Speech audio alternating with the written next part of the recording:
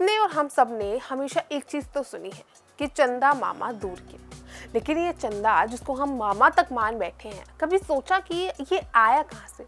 अब भाई पृथ्वी भी जन्मी है, पृथ्वी को भी कई साल लगे बनने में, लेकिन जब पृथ्वी बन रही थी तो पृथ्वी का ये साथी चंदा मामा कैसे आया? तो चलिए आज आपको बताते हैं कि कैसे आए हमारे और आपके सबके प्यारे चंदा मामा। तो अब बात है लगभग 4.5 अरब साल पहले की, जब सोलर सिस्टम अभी नया नया बन रहा था।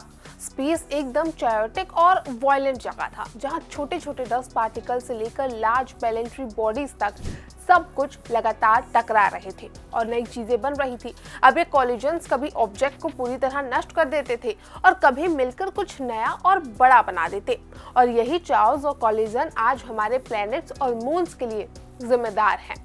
अब देखिए, इसी चायोटिक एनवायरनमेंट में बनी थी एक खास प्लैनेटरी बॉडी जिसे हम थिया कहते हैं। अब आज के टाइम में तो ये थिया नहीं है, लेकिन थिया मान लीजिए कि चंद की मम्मा। दरअसल थिया एक मास साइज प्लैनेटरी बॉडी थी। रिसेंट स्टडीज में दिखाया गया है कि थिया अर्थ की तरह ही एक इनर सोलर सिस्टम में बनी थी, यानी सन के पास। अब ये जगह बहुत ज्यादा गर्म थी और वहाँ पानी और वोलेटाइल एलिमेंट्स बहुत कम थे। आपको बता दें कि जो थिया मोल्टन है वो गर्म थी और अर्थ भी मोल्टन और गर्म अवस्था में ही थी उस समय। इसलिए वैज्ञानिक कहते हैं कि थिया और अर्थ सिबलिंग्स जैसी थी। थिया और मटेरियल विशेष था क्योंकि ये हाई टेम्परेचर और वायलेंट एनवायरनमेंट में पली बड़ी थी, यानी कि उसमें ही ये प्लैनेट बना था और बड़ा हुआ था। अब लगभग 4.5 अरब साल पहले थिया और अर्थ का जाइंट कॉलिजन हुआ।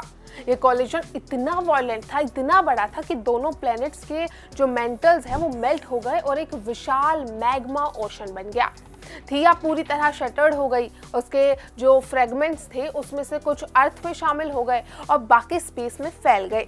ये फ्रेगमेंट्स धीरे धीरे एक साथ एकत्र होकर बन गए मून। मून असल में थिया और अर्थ का आप कह सकते हो कि एक मिला जुला बच्चा टाइप है, आसान भाषा में। साइंटिस्ट ने इस जाइंट कॉलिजन और मून के फॉर्मेशन को समझने के लिए रिवर्स इंजीनियरिंग टेक्निक्स का भी इस्तेमाल किया और कई सालों में जाके ये पूरी थ्योरी साइंटिस्ट को समझ आई। उन्होंने अर्थ के रॉक्स, अपोलो मिशन से लाए गए मून के सैंपल्स और मीटियोइड्स का एनालिसिस किया। उन्होंने इस्टोपस पर ध्यान दिया। अब इस्टोपस एटम से अलग फॉर्म होते हैं, जिनमें की न्यूट्रॉन्स की जो संख्या है वो थोड़ी सी अलग होती है, अगर साइंटिफिक भाषा में कहे। इस्टोपस से पता चलता है कि किसी सेलेस्ट्रियल बॉडी का ओरिजिनल मटेरियल कहाँ से आया, यानी कि कोई भी जो चीज है वो जिससे बनी वो मटेरियल कहाँ से आया, किस चीज का था। रिसर्च ने दिखाया कि अर्थ और मून के आयरन, कैल्शियम, टाइटेनियम और क्रोमिनियम आइसोटोप्स लगभग आइडेंटिकल है। आयरन आइसोटोप्स ने क्लू दिया कि थिया भी एक नॉन कार्बोनियस यानी कि इनर सोलर सिस्टम की ही थी।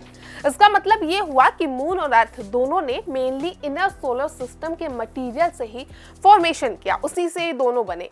अब आयरन के अलावा बात करें तो बाकी एलिमेंट्स के इस्टोपस ने भी यही संकेत दिया कि थिया और अर्थ में काफी सिमिलैरिटीज थी और इन दोनों के ही कुछ सिमिलैरिटीज मून में दिखाई देती है। मून के कुछ और इंटरेस्टिंग फीचर्स इस कॉलिजन की कहानी बताते हैं। मून का कोर अर्थ की तुलना में बहुत छोटा है, सिर्फ 1.6 to 1.8% मास। अर्थ के कोर में ज्यादा आयरन और हैवी एलिमेंट सेटल हो गए, जबकि जो मून है उसमें लाइटर एलिमेंट्स बच गए। और यही कारण है कि मून कंपैरेटिवली ड्राई है। मून की ड्राइनेस पार्शियली थिया की फॉर्मेशन लोकेशन की वजह से भी हुई। अब थ्योरी ये कहती है क्योंकि जो थिया थी वो सन के पास बनी थी, जो कि हाई टेम्परेचर और लो वाटर कंटेंट वाला रीजन था। अब वो उस जगह पे थी और यही असर मून में आया। हाई एनर्जी इंपैक्ट और मैग्मा ओशन की वजह से मून की सरफेस से जो वोलेटाइल्स जैसे वाटर और सल्फर भी निकल गए और इसलिए मून थोड़ा ड्राई है कंपेयर टू अर्थ। अब देखिए, अपोलो मिशन ने भी मून की सरफेस के बारे में बहुत सारी जानकारियां दी, जिसके बाद साइंटिस्ट के लिए इस थ्योरी को बनाना आसान हुआ।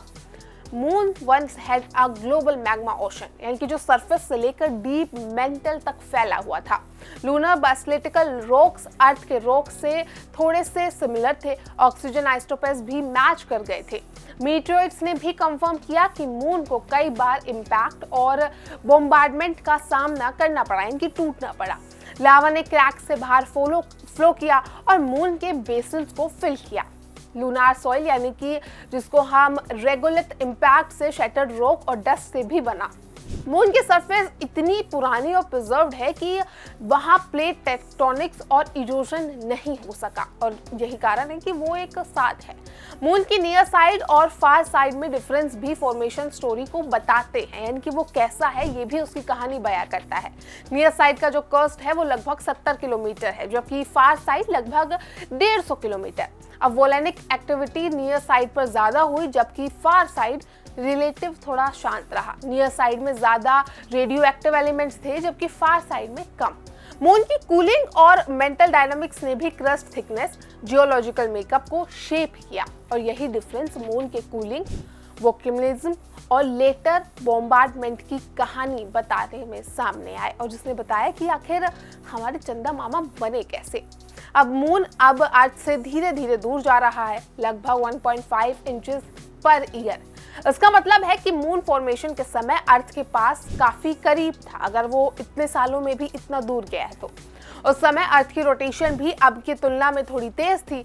एडवांस्ड कंप्यूटर मॉडल्स इस कोलिजन और मून के प्रेजेंट ऑर्बिट को सिमुलेट करने के लिए यूज किए जाते हैं, जिससे ये सामने आया कि किस तरीके से मॉडल्स में कोलिजन की energy, material density, friction, heat, pressure और डेब्रिस डायनामिक्स कंसीडर किए जाते हैं। साइंटिस्ट ये भी सिमुलेट करते हैं कि वोलेटाइल एलिमेंट्स जैसे कि वाटर, सल्फर, सोडियम कब और कैसे लॉस्ट हुए, और मून ने कैसे अपनी सॉलिडिफाई किया, कैसे वो इतना स्ट्रॉन्ग बना। मून के सरफेस पर मीटेरॉइड इंपैक्ट्स ने भी हिस्ट्री प्रिजर्व की है, उन्होंने भी एक हिस्ट्री को संजो के रखा है। जैसा सरफेस पर बने क्रैटर्स, बेसिन्स और शैटर्ड रॉक्स मून की वॉयलेट पास्ट को दर्शाते हैं। सरफेस पर मेयर बेसिन्स और लावा फ्लोज ने मून के लैंडस्केप को शेप किया है। इसी के साथ अगर बात करें लूनर रेगोलिथ पे, तो हर कोलिजन की कहानी यहाँ पे भी दर्ज है। लावा प्लेन्स ने मून के लोलैंड्स और हाईलैंड्स का जो कंट्रास्ट है वो दिया। मून की जियोलॉजी अर्थ की तुलना में स्थिर रही, क्योंकि मून पर प्लेट टेक्टोनिक्स और इरोजन कम है, और यही वजह है कि मून पर प्राइमरेटिव बिलियन ऑफ ईयर्स पुराने जियोलॉजिकल रिकॉर्ड आज भी प्रिजर्व्ड है, वो अर्थ की तरह खिन्ने नहीं है।